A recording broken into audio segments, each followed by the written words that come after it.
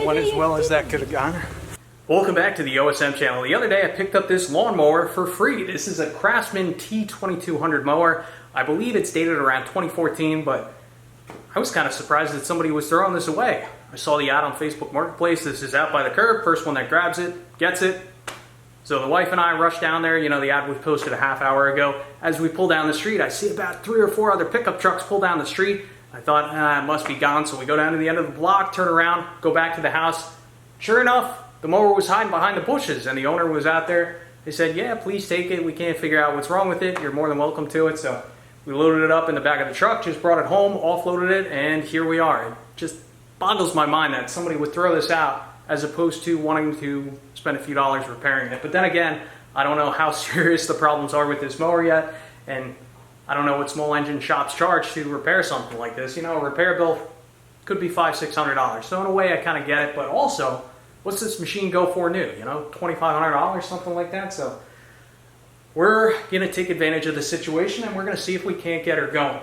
So what are the symptoms? What kind of motor do we have in here? Well, it's a Briggs and Stratton 19 horsepower motor.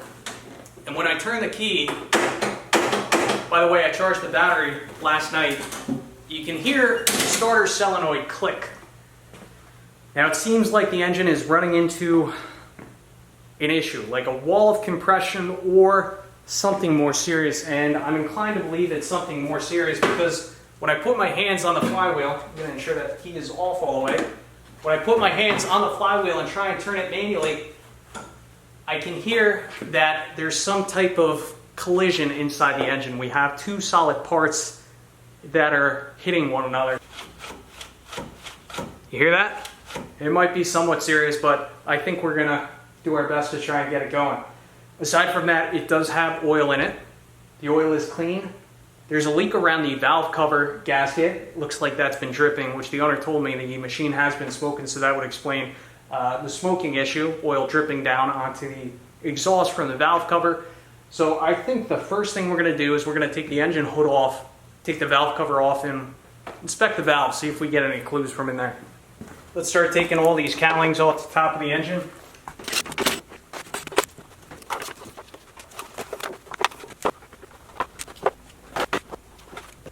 So off the bat, I'm seeing a ton of oil. And oil is actually pooling in between the cooling fins on the motor. So I think it's safe to say, at the very least, there's a blown head gasket issue. Perhaps the valve cover wasn't leaking all along, but the reason I initially thought the valve cover was leaking was from the oil dripping right on the exhaust there. But at the very least, blown head gasket. And I guess we'll pull the spark plug out first.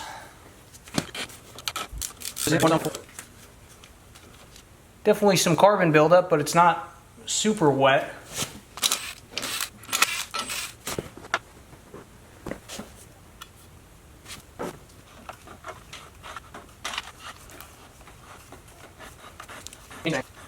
It's very odd. So I just learned something very important. Turns out this motor, Briggs and Stratton 19 horse, does in fact have a compression release on the camshaft, and that is very important, and that may be the reason I was experiencing that mechanical binding earlier. So if it is in fact a bad camshaft, that would mean that I'd have to remove the engine and replace the camshaft, which it seems like I am going to have to do that. So how can we verify as to whether the camshaft is good or bad? So I'm going to rotate it manually. Now, first we're going to see the exhaust valve cycle. There's the exhaust. Oh, and there's that binding issue again. Interesting. Yeah, I think there's definitely something going on with the camshaft. But anyway, we're watching the exhaust valve cycle. It's coming up. Next, the intake. And it's going to cycle. Now, pay attention to right about here. See, it came all the way up. What should happen now if the camshaft compression release is functioning properly? It should burp back down slightly.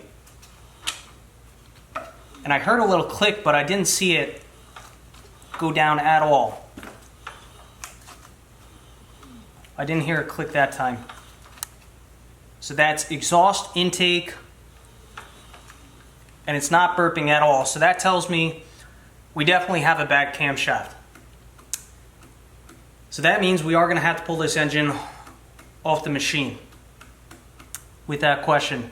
And the valves are adjusted properly. For the intake, the clearance is between 4 to 6 thou between the rocker and the top of the valve cap. And for the exhaust, it's between 6 to 8 thou. I did check that. Yeah, so it looks like we're going to be doing the head gasket and camshaft. I'm just pushing these valves in to ensure that the valve guides have not migrated. I have had that issue on the 19.5, and it doesn't appear that the guides have migrated. So yeah, looks like we got our work cut out for us. Well, at least for right now, I'm going to try and get as much grease off this engine as I can inside. One of my favorite products to use is Super Clean. This stuff works really well. So I'm just going to spray some of this on here. Of course, careful not to get my valves. Just to show you, we'll let that sit a second, and then I'll wipe it off and you'll see what kind of job this stuff does.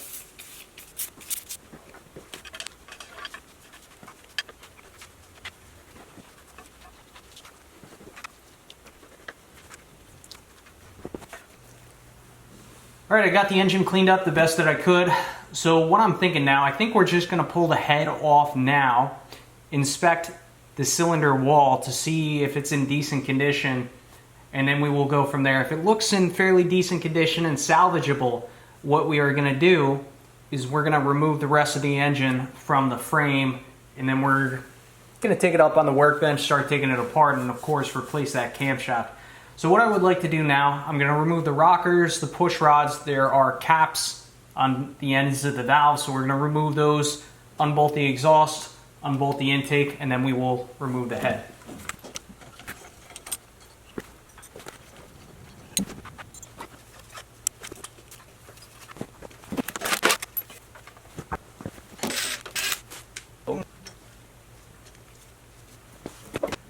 Now it is time to remove the head. Looks like we have 8 bolts. 1, 2, 3, 4, 5, 6, 7, and 8.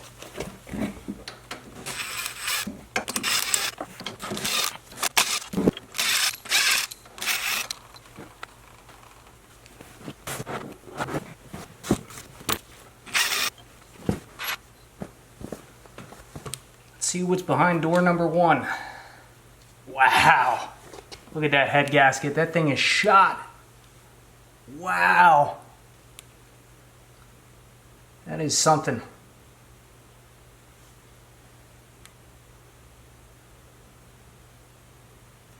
can see it's been blown out for some time. So there's a failure between the cylinder and the crankcase, but it was also blown at the top here, and I think that's attributed to the head bolts not being torqued properly from the factory. That is my suspicion. Take a look at the other side of the block. Here's some crap in here. That is not good. Like hard crap in here. I wonder if that's, I'm not 100% sure what that is. We're gonna have to do some digging, but yep, I see some specks of rust inside the cylinder, and there's more of those little hard bits. Well, I guess that must be the gasket material, right? From the head gasket? I don't know, that's kind of strange. I think it's head gasket material that just kind of coagulated. Like you can hear them hit the pan, they're like little bits of sand. I don't know, the head gasket material seems a bit softer. Not great. Let's take a closer look at the cylinder wall. So although there are these bits of hard material, which I'm still trying to figure out what that is, it's very gritty. I don't know what else it could be. I'm thinking it has to be this head gasket material or schmutz that got down past the head gasket. But it's definitely very gritty, but thankfully, how does this go? This goes like that. But thankfully, looks like the sleeve is still in really nice condition. I really don't see any heavy scoring I mean, of course, your average wear. But yeah, look at all that gritty crap, huh? That's something. It still feels like it's a good fit in terms of the piston rings mating to the piston and the cylinder wall. So I think this is going to be okay. I just got to clean everything up. Yeah, that's a new one for me. Wow. That's awful. You can see where it was shooting through.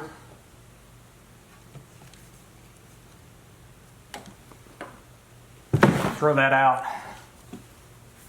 Have some starting fluid. We'll try and get some of these bits out of here. Oh.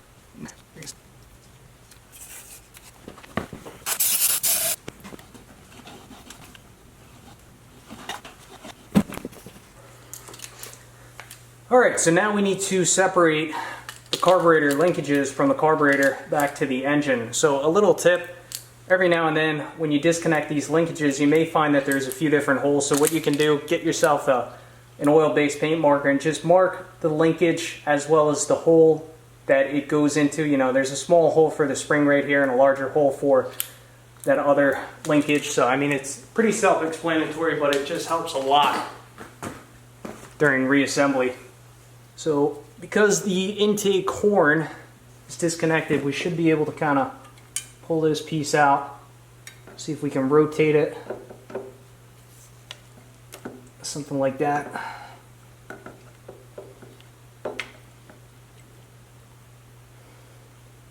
We'll disconnect it from the other end, which that's fine, I marked it. It's just that little spring there.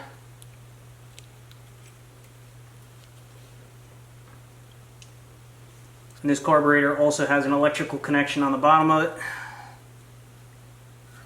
Try and pull that off. Okay. Pull this up out of the way. We're going to clamp. We'll see if we can clamp it somewhere.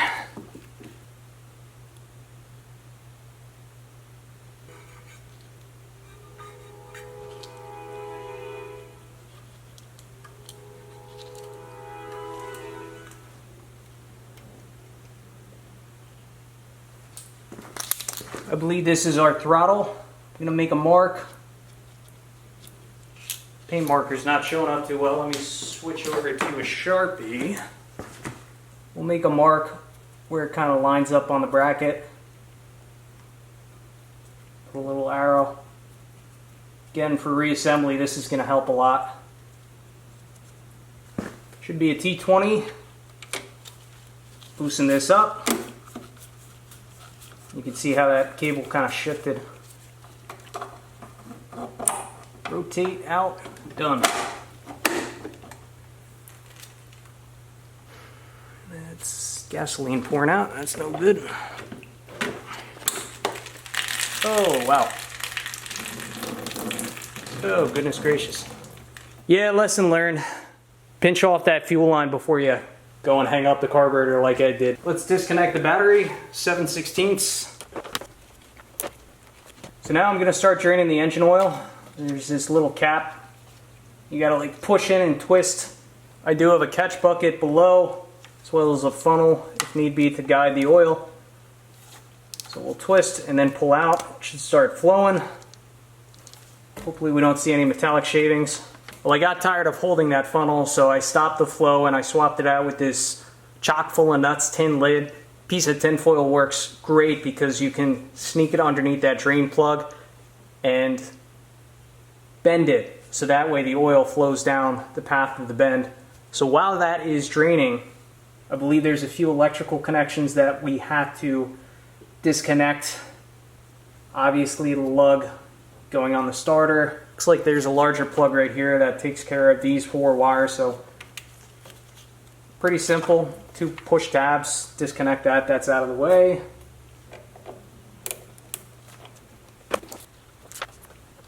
And that takes care of the electrical connections. All right, so I decided to jack up the front of the machine. I have my jack positioned on the center bracket, which is underneath the front axle, and this ties back to the mower deck, I guess, is a stabilization system for the deck. But I wanted to show you the underside of the motor. So on the output shaft, you can see the two pulleys that I was referring to a little while ago. We have the larger pulley, lower pulley, that connects to our mower deck, and then that upper pulley, which is difficult to access, is for our drive. Let's remove this lower belt by removing the belt from those guide brackets and out of the pulley. So that belt is out of the way. No big deal. What we're also going to have to do now is we're going to have to unbolt the motor. And these bolts go from the underside up into the block. There are 4 bolts. You can't miss them from the top side of the engine. 9/16. So I guess I'll take you top side and I'll just show you where they are, because I'm really not going to be able to do the best job filming the underside as to where exactly they are. But like I said, you can't miss them. You got one there, number 3, and number 4. So let's remove those from the underside of the engine.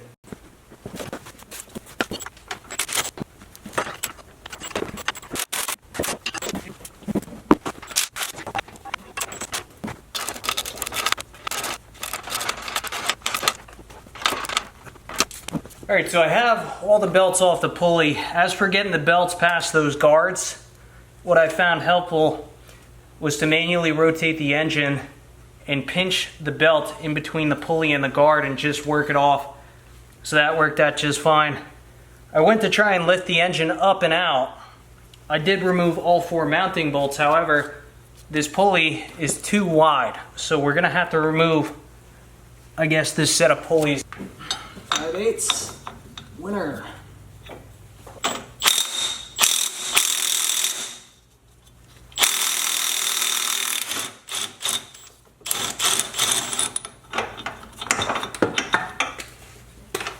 Let's hope this comes off. I'd imagine this is keyed. It is off.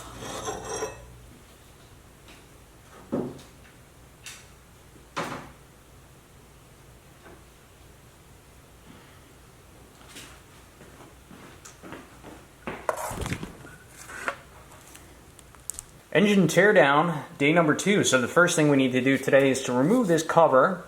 So hidden behind this cover is the oil pump system, 5/16 fasteners through them. Remove those. Then there's gears and there's a shaft.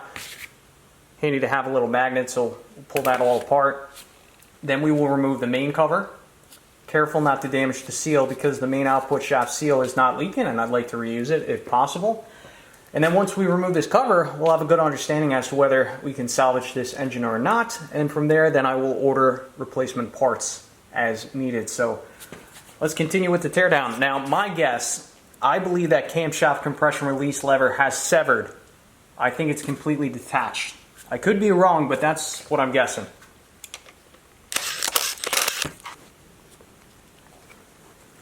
So there are our gears. And just pop them out with a magnet.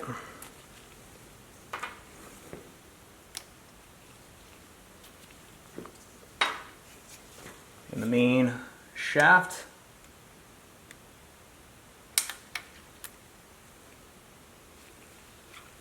Let's remove this cover. Get a stronger impact. Wow.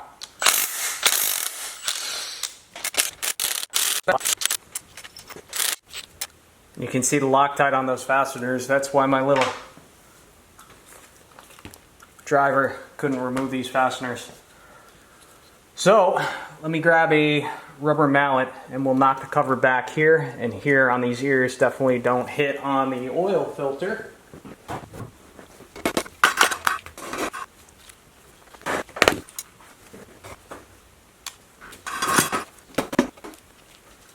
All right, let's see what's behind door number 1.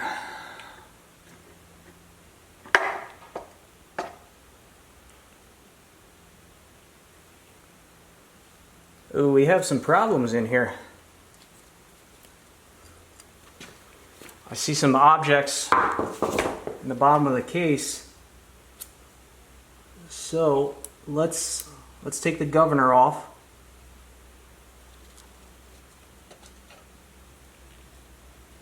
There's our governor. Put that off to the side. And I do see some components in the bottom here. What do we have?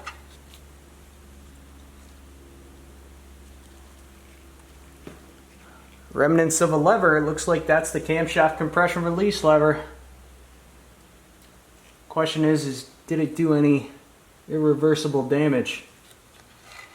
Wow, look at that. Planned obsolescence, designed to fail.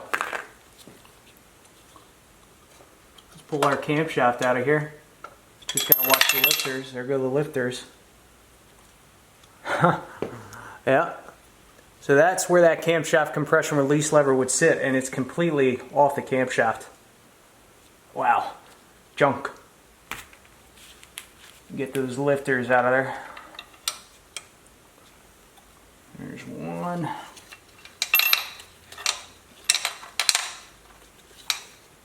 And two. Ow.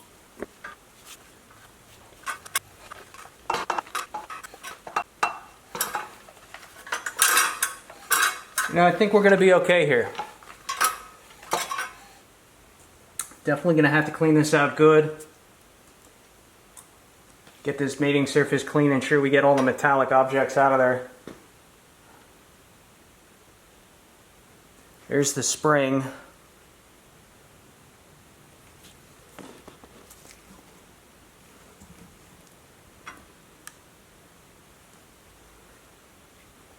There's the pin.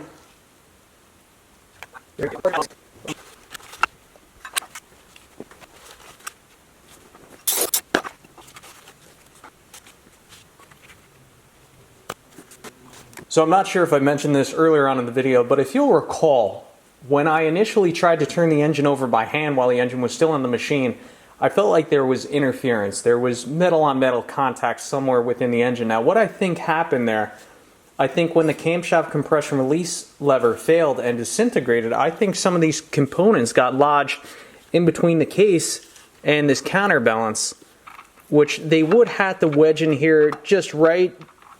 But just to show you, if I try and rotate the engine manually right now, see as that weight comes down, it hits that part. And you know, if they wedge in there just right, it definitely would explain what I was experiencing. And also, if we look at the compression release lever, you see that there's some marring on there. So this definitely got jammed up in here somewhere. Not too much with that piece, but definitely the piece I had, you can definitely see those marring marks on there. But anyway, it's all good. The main thing is that the piston rings and piston sleeve are in good condition. I didn't see any marring within the piston, so I think we're going to be all right here. So off camera, I cleaned up the head, the sump cover, and the block. Now, my technique for removing the gasket material, because it gets really stuck on there, I take a very sharp gasket scraper, I try and scrape off as much as I can, and then there's normally like a little bit of residue on the case, so I take a worn Scotch-Brite pad on a right angle pneumatic die grinder, and I just lightly go over the surface. You know, you're not trying to dig into this at all because this is a flat machine surface, you don't want to mess with that, but a dull Scotch-Brite pad, just low RPMs, just a gentle pass, really cleans up the mating surface, and I believe that's important to get a proper seal with the new gasket. So let me take you over to the other side of the workbench and I'll show you the new parts I got. So for the camshaft, I went with an OEM Briggs and Stratton camshaft, and I do think they have slightly improved these over the years. Now you can buy the Chinesium aftermarket ones, but I've just heard so many horror stories of those only lasting a day or two before they disintegrate. So this part is manufactured in the USA, so I support that. So with the new camshaft kit, you get your new camshaft. There's our compression release lever, fully intact, functioning as it should. And then with that kit, you also get new lifters, and there's also a new key for the oil sump shaft. I got a new gasket for the sump cover. This also includes an output shaft seal and a valve cover gasket as well. But the main seal on the output shaft was not leaking, so I don't think I'm going to mess with that. New head gasket. Now, with the head gaskets, I normally go with the aftermarket head gaskets. My recommendation to you, if you do buy these head gaskets through Amazon, order 3 or 4. I always have bad luck with these bending. Now this one, where it seals around the engine is fine, but if you look at the crankcase portion, there's a little bend right there. So this is the second one I ordered. There's a third one I think coming today. First one was bent. This is the second one. There's a little bend right here. But again, the main head sealing portion is fine. So we'll see what the third one looks like today, and we'll just pick the best one and go from there.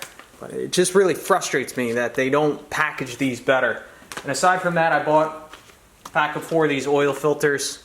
These are, you know, cheap aftermarket ones, probably made in the same factory, but I'll leave links for all these parts in the description down below if you're doing the same job that I am here.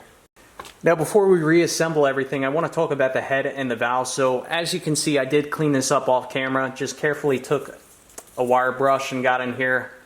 If you do decide to use a wire brush, definitely don't wire brush the mating surface of the head to the block, and additionally, where the valves seat into the head, do not mess with that area. It's very important that these valves seal up very tight within the head. I also got the gasket material off the top, but I want to teach you real quick how to pop these valves out of here without any special tools. So you are going to need to pop these valves out of here to clean them up and inspect the mating surface. So my technique, I take a socket, put it on the table, on the bottom of the valve, and then from there you're going to need a magnet. It may take you a few tries. I'm going to adjust the camera here. We're going to take our magnet, and there's 2 little keepers on the other end of the valve. So it's kind of a balancing act. You'll kind of see how this goes. Just kind of position the magnet somewhere in here. You're going to need both thumbs. So we're pushing that down. I've got to reposition the magnet. Maybe if I push down on the magnet. Yeah, I think that's the ticket. There you can see the 2 little keepers popped out. And I think that's the ticket. You want to push down on the magnet, then your thumb pushing down on that washer with the other hand. But this allows you to remove the spring. See, we also have our valve seal, which I think I have a new one of those if need be. We'll push our valve out.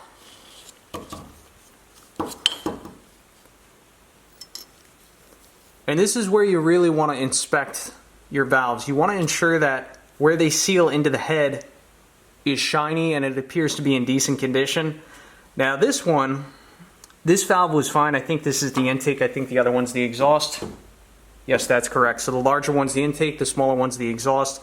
The exhaust, a little burnt up. What I ended up doing, they make a compound. I believe it's called lapping compound, which is kind of like almost like a gritty paste that you would put in between the valve and the head, and then you would rotate the valve, and what that does, it just shines up the mating surface, and it just helps to create a good seal. And of course, after you get a nice shiny surface, a good seal with your valve, then you would clean off that lapping compound. I really should get some, but you can see the intake one's fine. The exhaust was a little bit rougher. What I ended up doing, because I don't have lapping compound, I took some 3M rubbing compound, polishing compound, whatever it is, put it in between the valve and the head, and I took my drill, put a rubber tip on the end of it, my cordless drill, and I just had the drill spin this with gentle pressure, and that really helped to restore the mating surface in between the exhaust valve and the head. So that's in good shape. Let's move on with our day here.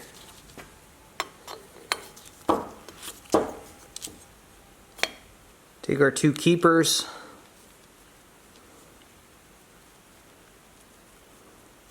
Kind of get them roughly positioned.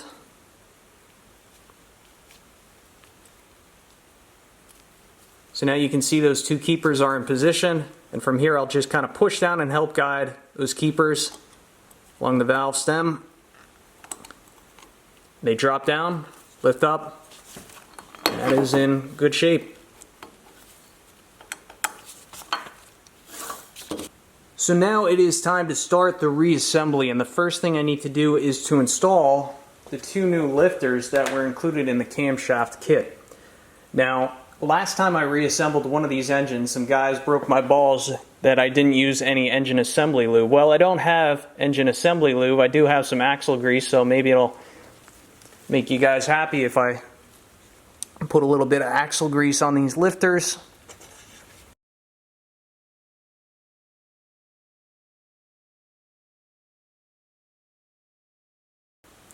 So that's in good shape. Now I'm going to zoom the camera out a little bit. And what we need to do, we need to time the new camshaft with the crankshaft.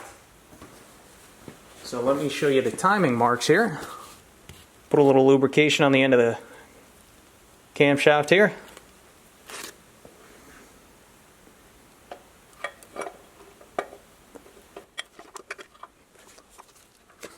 Okay.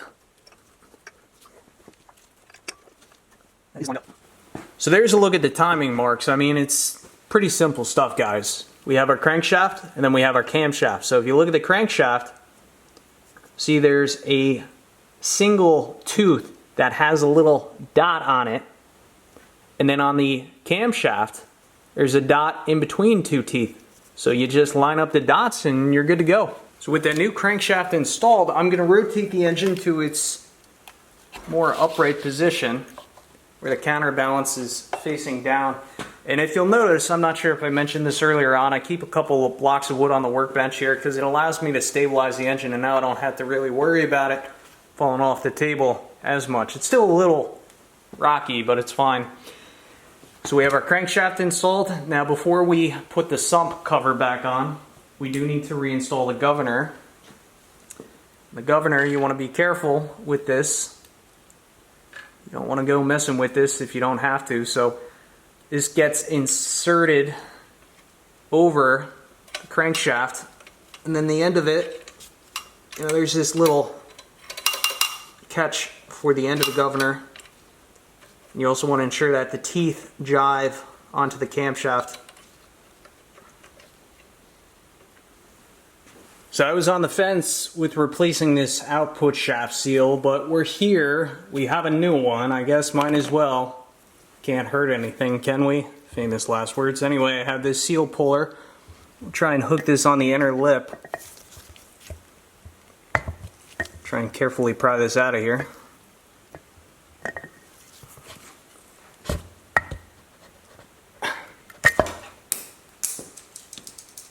Out with the old. Surface.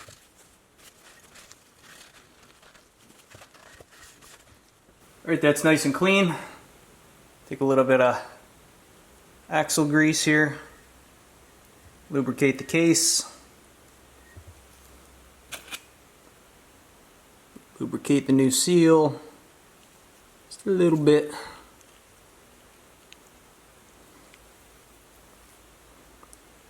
As for installation, the side that you can see the spring, that goes in first. I have my seal tapper. Try and tap the high side. By the way, I do have a wooden block underneath the case. It's going in pretty even now. Light taps.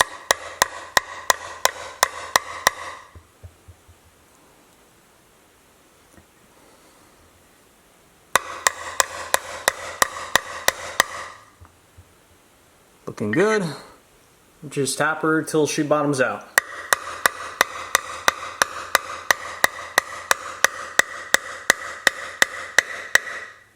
You heard the sound change there, indicating that that seal is bottomed out. Wipe off the excess grease around the case. I also will lubricate the seal a little bit in the crankshaft, just so we don't have any issues in terms of reassembly. But that seal is now replaced and we can move on. Next, I'm going to pre-install the gasket onto the engine case, and there's an alignment tab here and right next to the starter. So we will just prop this up on those tabs, kind of ensuring that everything lines up. Which looks alright. You know, some guys spray that copper spray in between the gasket and the block mating surfaces. I don't have any of that spray, don't have any experience with it. If you guys use it, let me know if you've had good results. Again, I'm just gonna lubricate crankshaft, a little bit of axle grease so that seal doesn't rip or tear, especially because there's a little bit of rust on the shaft here. We shouldn't have an issue.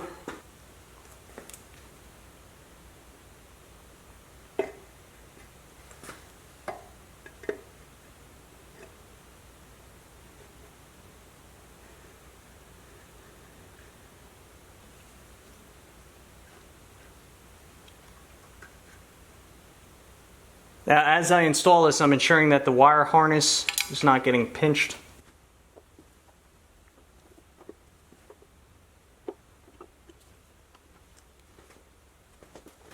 Alright, so I'm trying to get the seal over the output shaft. And I think what we had to do, we had to take a pick or a flathead screwdriver and just kind of put it in between the two surfaces and gently push. Very careful not to damage the seal, but you know, if you try and shove this thing on here, what happens, it seems like the seal kind of catches on this lip of the output shaft. So very carefully, just work the seal. Give her a little twist.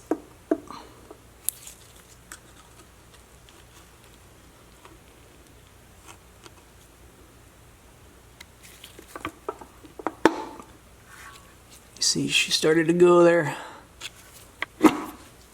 There she is. Just ensuring that the gasket is still lined up, no wires are pinched, and everything looks good at this point. Alright, so we have our sump cover reinstalled. Gasket appears to be in the proper position. It's not out of place anywhere. Our wire harness is not pinched, so now we can start reinstalling our sump cover bolts. Now, if you look at these bolts, there's some red residue indicating that these had red Loctite on them at one point. So for reinstallation, I'm going to use a little bit of blue Loctite, like the glue stick. I like this stuff. So I'm just going to put a little bit on the ends of the threads. So then I'm going to start all these bolts by hand, ensuring that none of these bolts get cross-threaded, which I don't think they would because they're so lined up. But we'll get all these bolts started, and then I will go over the torque pattern and the torque specs. So have no fear. Let me get through this and I'll get right back with you.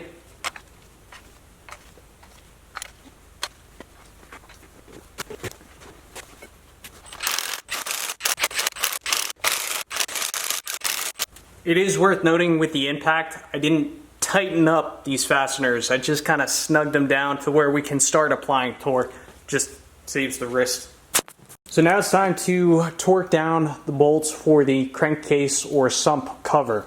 Now there is a specific order that you're supposed to torque these bolts in, which I've drawn out a diagram here. 1, 2, 3, 4, 5, 6, 7, 8, 9, 10. According to my research, this 19 horsepower engine, I believe these bolts are supposed to be torqued to 200 inch-pounds. So that's what I'm going to torque them down to. I spent probably an hour trying to find the torque spec, and the information just isn't publicly available. I was going to make a dedicated video about it, but I just couldn't find anything, so I don't want to give you any false information here. Don't want to deceive my audience, so I'm just going with 200 inch-pounds here.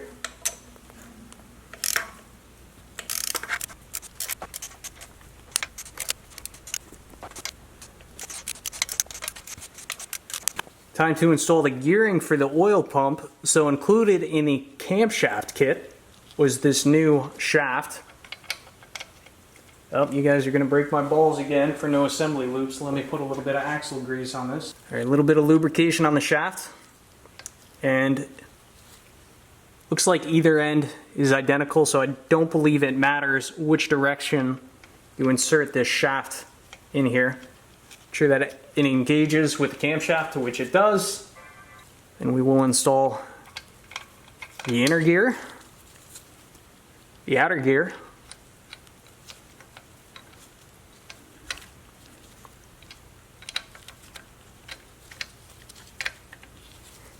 O-ring. I do not have a new O-ring, so I'm just going to be reusing the old one. Appears to be in decent condition. Our cover, and then our 5/16 inch bolts. Torque spec on these bolts, not sure. I'm probably going to torque them down to about 100 inch-pounds. think that's probably a good guess.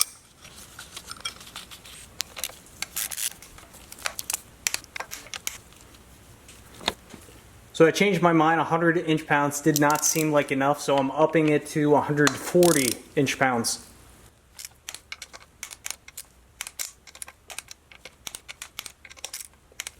Before we turn the engine around, we might as well install a new engine oil filter. I already lubricated the O-ring.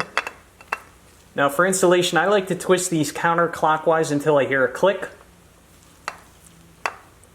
There was the click. It was faint. I'm going to do it again. There's the click, and it goes right on. Make your hand tight. So we are finished on the underside of the engine. What we need to do now is we need to turn the engine to its normal orientation, which would be where the output shaft is pointing straight down.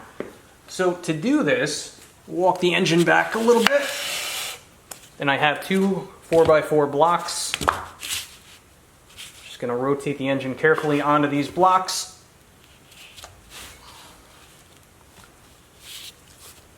See, we have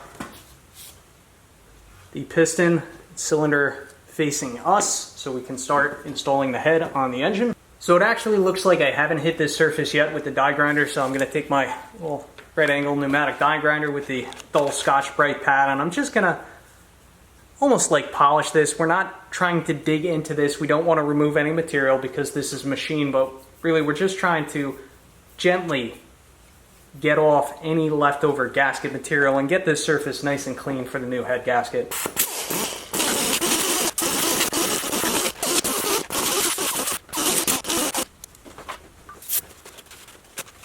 And it's time to install the new head gasket. Now, included in these aftermarket head gasket kits, you get two head gaskets, which they are very similar. The only difference that I can frankly tell is that on one, you have the connected section here, and on the other, the connected section is right here. Now, if you look at this gasket, this one is the one that was sitting on top, and it has this little bend right here, so I'm going to discard that gasket, and I'm going to use the other one because it's in better condition. And again, that's just kind of one of the risks you take when you purchase an aftermarket head gasket, which the aftermarket head gasket, it's not perfectly lined up, but I think it'll be good enough. I'm sure a Briggs and Stratton head gasket would conform a little bit better to the engine, but this one, it's not cracked. It should give us a decent service life. As for the head bolts, before we throw the head on, let's talk about these. So if you'll recall earlier on in the video when I was removing these, most of these were pretty loose. I don't know if they loosened up over time or if from the factory they never really torqued these down properly. So I'm noticing that there's no Loctite residue on these bolts, so what I'm going to do, I'm going to install some blue Loctite onto these head bolt fasteners when I install the head, and I think that's a smart move. I think that'll help to ensure that those bolts don't back off over time. So I have the head. We already cleaned up the valves, ensure that they are seated properly. So from here, we're just going to line up two alignment pins on the head. Carefully get her started.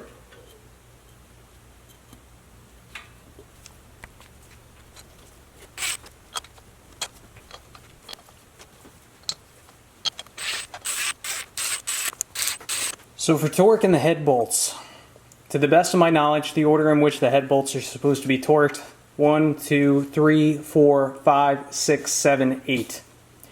As for the torque on these fasteners, according to my research, 220 inch-pounds, but we're going to do this in 2 stages. If you want to get technical, it's really supposed to be done in 3 stages. So first pattern, we're going to torque down to 110 inch-pounds. We're going to adjust our inch-pound torque wrench to 220 inch-pounds, and then we're going to go through the pattern probably twice, and then we'll call it good.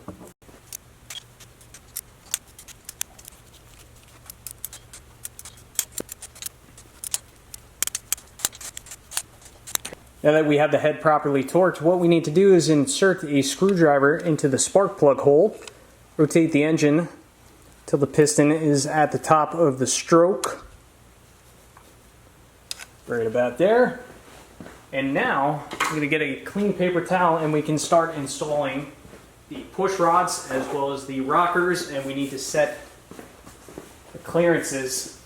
So for the lower valve clearance, this is your intake, and the clearance is between, let me double check, intake is between 4 and 6 thou, and the exhaust is 6 to 8 thou. The intake gets the steel push rod.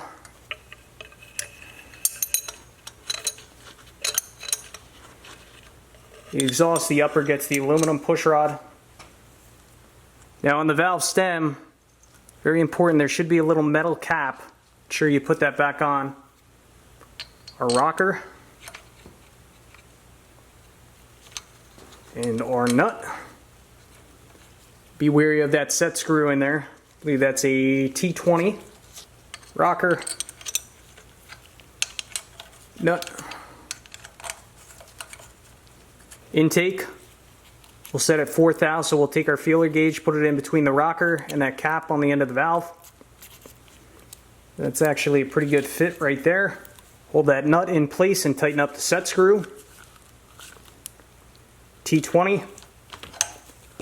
Double check our gap with our feeler gauge. 4 thou. That's good. Do the same thing with the exhaust. 6 thou. Between 6 and 8, we're going to go with 6. Double check our gap. Looks good. Rotate the engine manually. Make sure that everything's cycling properly. Exhaust. Intake, and then we should hear a click for the camshaft compression release.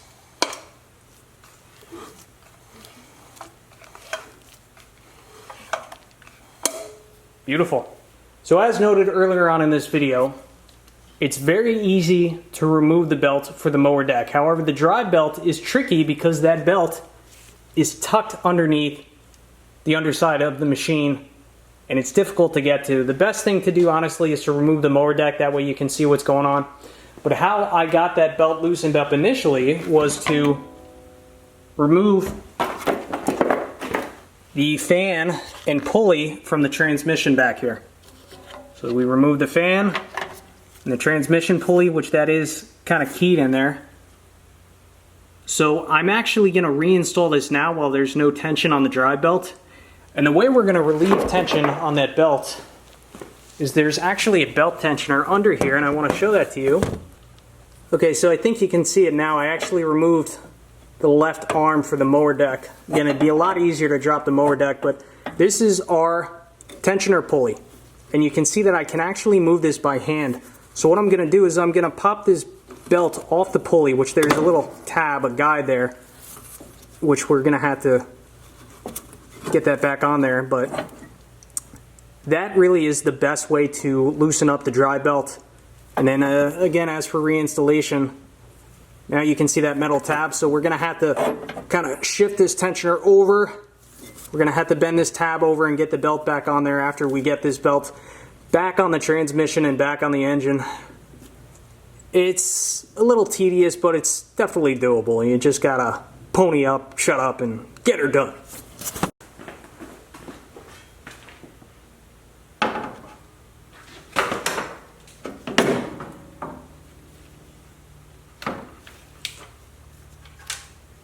Alright, now it's time to reinstall this pulley, and I'm not worried about the mower deck belt. I'm just worried about the drive belt at this point, which we have popped this belt off the tensioner.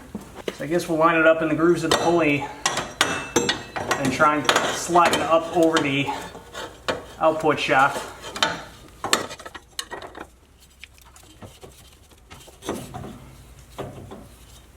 Which there is a flat spot on the output shaft that you're just going to have to catch with the pulley. Should caught. While we're at it, I wonder if we can get the mower deck belt on now as well. Alright, this might not be too bad. And as for the bolt 5/8,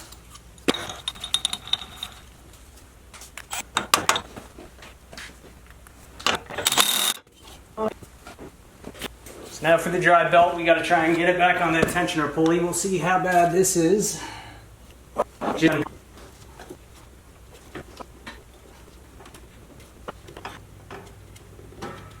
There she goes. A little bit of a pain, but it's doable. Now it's time to start reconnecting everything, so I guess we'll start by the oil drain. There's this electrical connection. But you can't get this mixed up. There's some flat spots on the connector, so you got to put it in there the right way in order for it to be able to receive into one another. We have our big power line that goes on the starter.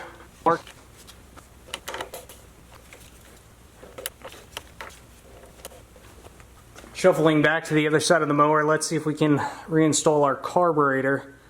So first we have to reinstall this linkage, and I made a note on the tin up here that the spring goes on this side. So that definitely goes in there.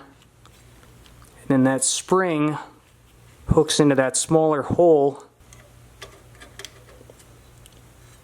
Let's reinstall the throttle linkage. We're going to insert this in here. And then if you look, you see where I made my black mark, so that's supposed to line up with the arrow. You have to loosen this up or rotate it. This is a T20.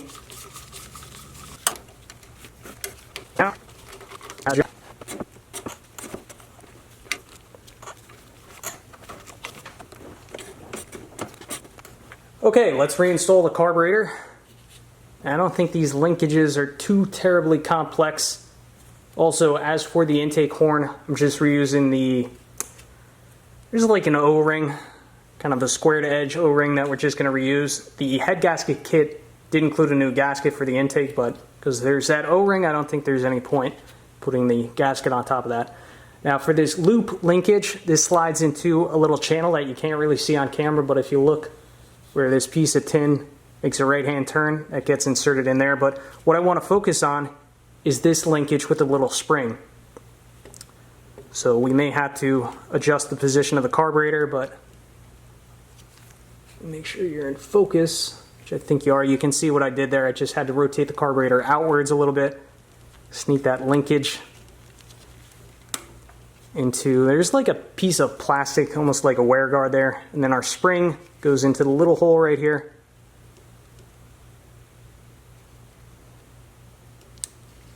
And that is reconnected. Then as for this linkage, this oval linkage, we're going to insert this back into this slot, which you can't really see. Everything is looking pretty good. And then I guess this is a crankcase vent, so we're just going to pop this back in the nipple. Yeah, that just pops back in there with ease.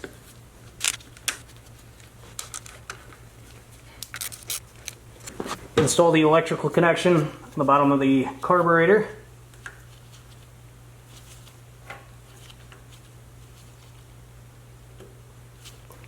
I think it's safe to unclamp the fuel line. No, this isn't the best. There's a proper tool for that, which I don't have, so we make do. Now it's time to reinstall the exhaust manifold. Now what's interesting about this manifold is the downpipe isn't welded onto the muffler itself. It just kind of sits in there. You can rotate it, adjust it as need be. I don't know, maybe that was a cost-saving measure, but I'd imagine it'll kind of seal on its own with carbon over time. Perhaps that's what they were thinking. I don't know, but that's just how it is.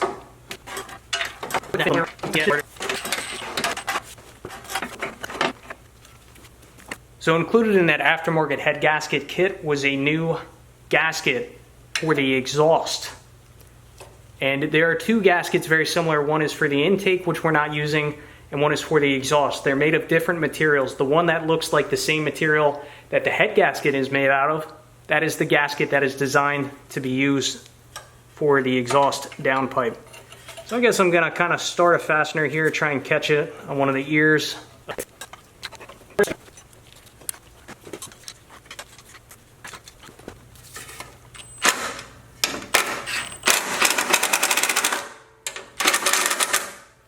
Now I need to reinstall this bracket onto the head, and there's going to be no confusion as to the orientation of this bracket because I wrote on it earlier in the engine disassembly process with Sharpie.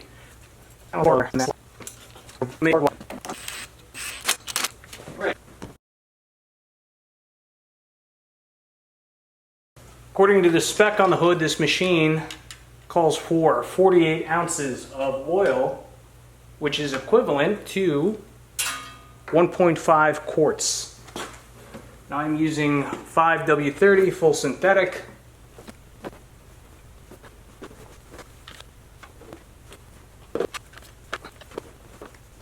I just reconnected the positive battery terminal off camera. Now let's connect the negative terminal. And we'll roll the machine outside and see if she starts.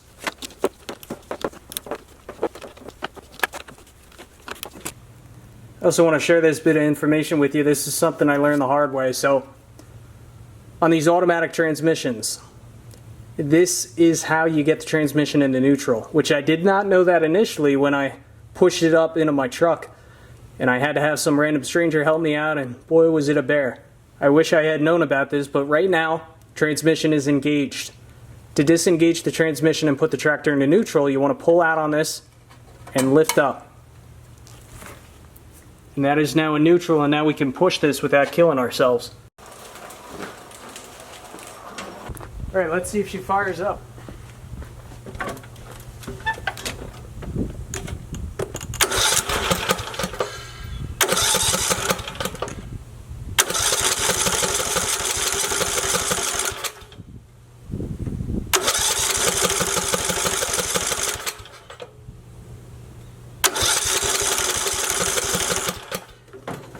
Does she have gas?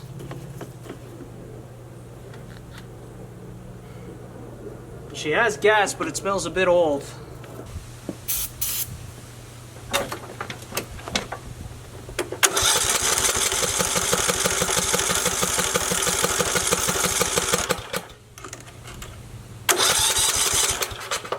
Might be a spark issue.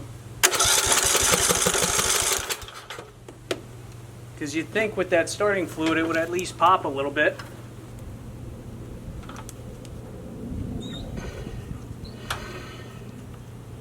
Sounds like we're getting decent compression, to which we are.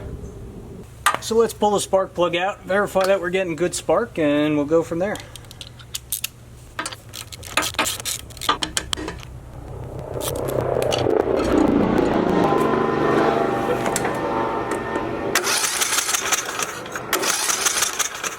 Which it looks like we're not getting good spark.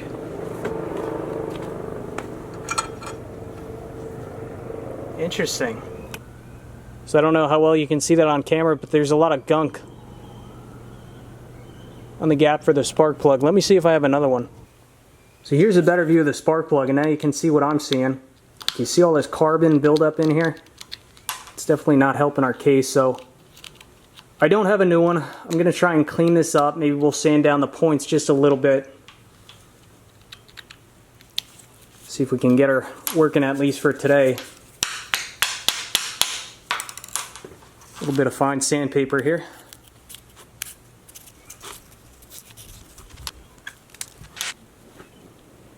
Well, it's a little better. Let's see if we get spark out of this. Yeah, I can see we're at least getting spark now. Let's reinstall that spark plug, give it another go.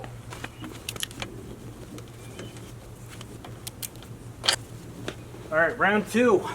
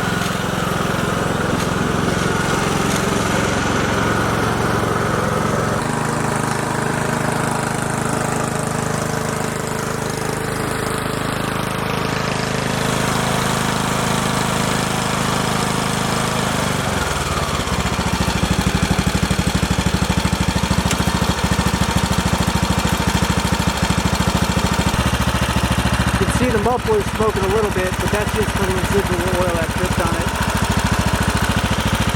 He's running good.